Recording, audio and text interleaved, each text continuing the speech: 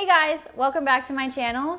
And if you haven't done so yet, subscribe and click the notification so that way you get updates on when I post new videos. So today we are going to be talking about self-discipline in your business.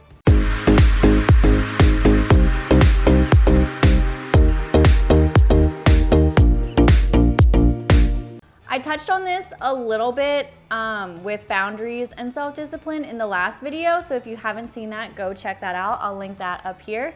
So today we're talking though strictly about self-discipline, because one thing that I've learned with being in your own business is there's a difference between motivation and self-discipline. When you're in your own business, you aren't always motivated to do the things that you have to do. But you have to have self-discipline to do those things anyway, even when you aren't motivated. So I'm gonna start also by saying that the things that I'm going to share are things that work for me personally. They might not work for everybody else. One of the first things that keeps me disciplined in my own business is creating a daily schedule. Even though I love the time freedom and from time to time my days change, for the most part, to keep myself accountable, I try to clock in by 9 in the morning. So this just helps me not goof off in the morning, not do things that I really don't need to do, and just gets me started on the right foot and the right time. So this time can change for you depending on if you're more of a morning person or an evening person. I've shared before, I'm more of a night person, so getting up early in the morning doesn't really work for me. So I choose to start working by 9 o'clock in the morning. I used to try to create my schedule hour by hour in the beginning of the week,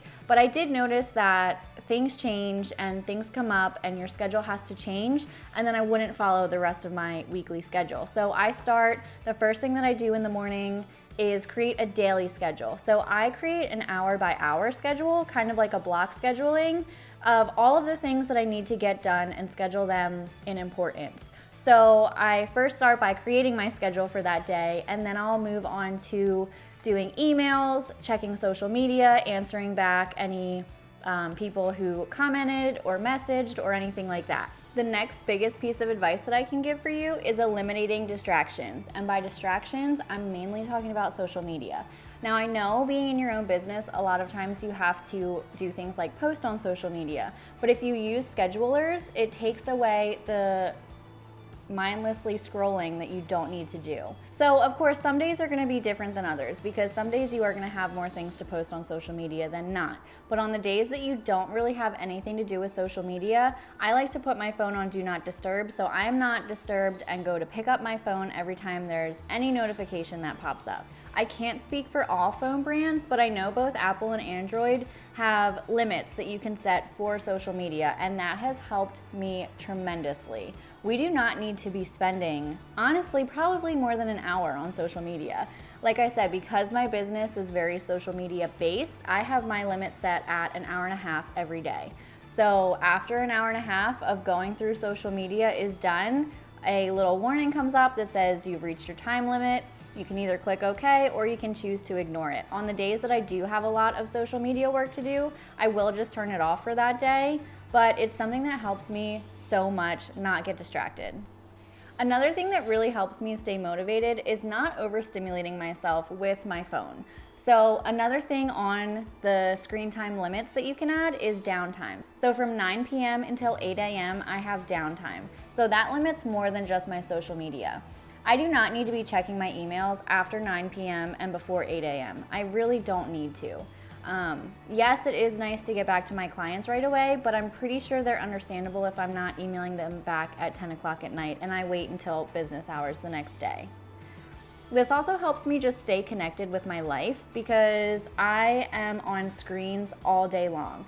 My work is on the computer or on a camera or on my phone, so I'm constantly looking at screens. So that time away just really helps me reset mentally. Now again, like I said in my last video, I do get motivated at random times. So this isn't something that I stick to and am mandatory to holding myself accountable. If I get motivated or feeling creative or have an idea for something, I will pull out my camera or my phone or my computer and do it right then, because I know I'll lose the creativity sometimes. So these are just guidelines that I kind of live by, and that might help you as well. Again, you don't have to do it all 100% all the time, but it's just stuff to help and to disconnect from the world and just reconnect with yourself. Another tip, which I kind of touched on in the beginning, but scheduling your day is a huge priority for me, because if we didn't have a set schedule or a list of the things that you need to get done that day, you'll find yourself doing a little bit here, a little bit there, and not actually getting anything accomplished or anything finished. So I like to, even if all of my emails weren't checked for that day, I'll say from 9 to 10 is email and social media, get back to, respond to, whatever. And if I didn't get back to everybody by that 10 o'clock mark, it goes to the next day and I'll move on to the next task. I also do things like schedule my lunch break and how long I have for lunch.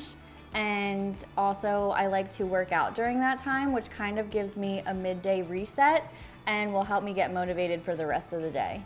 I found a great planner that I'll link in the description that gives you hour by hour blocks so you can schedule every hour of your day all throughout the whole work week, which has really helped me and I love it. There's so many different areas in this schedule or in this planner that helps you, so I'll link that below so you can see that. The last tip I'm going to share is a tip that I learned from a fellow business owner. Her name's KELSEY. I'll link her Instagram too, so that way you can see all of the tips that she shares. She posted the one day about 20-minute block scheduling. When you really need to get a task done, set a timer. I use an Apple Watch, so I'll set my timer on my watch for 20 minutes and you have no distractions. You just get through those 20 minutes and then you can kind of take like a 1-minute break, 2-minute break, depending on what you need before you set that timer for another 20 minutes. I started using this and I was amazed at what I could get done in 20 minutes when you tell yourself no distractions, no getting up, no looking at your phone, no nothing for 20 minutes. It doesn't sound like a really long time, but when you have no distractions, you are able to get so much done in those 20 minutes. Without having self-discipline, it's really hard to run a successful business because there's always something that needs to be done, always.